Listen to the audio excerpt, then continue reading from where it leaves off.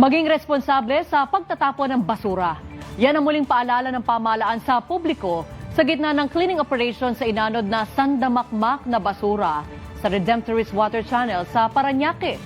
Ayon sa DPWH, isang linggong lilinisin ng mga basura. Nakatutok si Alyssa Insige.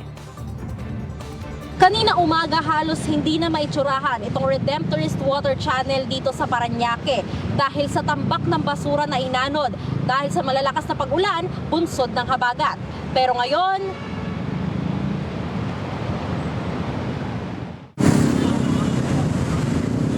tulong-tulong ang mga volunteer at tauhan ng MMDA at DPWH sa paglilinis ng estero sa Parañaque. Sari-saring basura ang nakuha matapos ang pananalasa ng habagat. Mga styrofoam, mga plastic, mga sako-sako na maraming basura.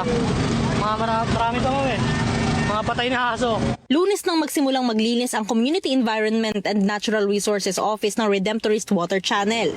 As of last night, katapos na kami rito ng 10 o'clock ng gabi, ang basura nakakutit dadalhin sa sanitary landfill. Mismo si Public Works and Highway Secretary Vince Dizon ang nag-inspeksyon sa estero. Kailangan tuldukan na natin ito once ito. Hindi na pwede ito. Dekada na ito eh. Yan ang problema, padami ng dito. Padami ng basura.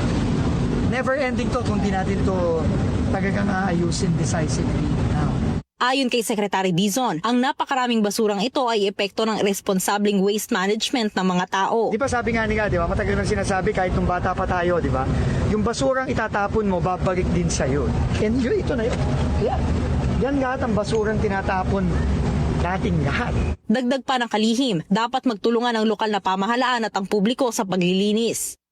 LGUs have to do their share, di ba? Sa proper correction and waste management, sa pag-dispose. Pero kailangan yung mga kababayan nila. Para naman kay Nanay Sahira na 10 taon nang nakatira sa tabi ng estero, malaking ginhawa ang paglilinis. Kasi siyempre dito lang kami nakatira. Maraming dumadaan at tumitingin.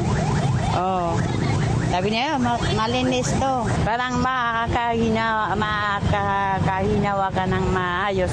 Sa loob ng isang linggo, sisikapin ng DPWH, MMDA at lokal na pamahalaan ng Parañaque na tapusin ang paglilinis. Dadalhin ng mga basura sa isang landfill sa San Mateo, Rizal. Patuloy naman ang paalala ng pamahalaan sa publiko na maging responsable sa pagtapon ng basura dahil ito ang nagiging dahilan ng matinding pagbaha. Alyssa Insigne, IBC News.